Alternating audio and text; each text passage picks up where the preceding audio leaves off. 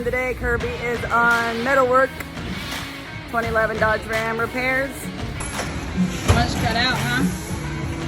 Yeah.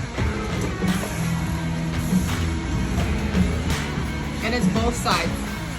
You gonna do? Oh, just this side? Yeah, it's just this side. Okay, cool. Frame for the Abiliquip. That's crazy that doesn't come with one. Well, vehicles are specific, each one, what mounting points you have. Some don't have mounting points, so you have to kind of make it fit what's there. Gotcha. This one was lucky enough to have these luggage rack rails that were in the inside that I was able to use the fasteners for those, so Oh, nice. everything should bolt in. Awesome. Giannis is here from Corsair Detail, polishing up the 48 Chevy. Yeah. What'd you say? She's pretty? She's pretty. She is pretty. Yeah.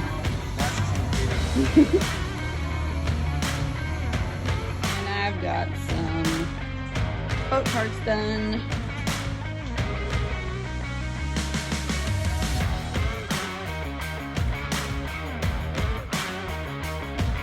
So it fits good. Working on it.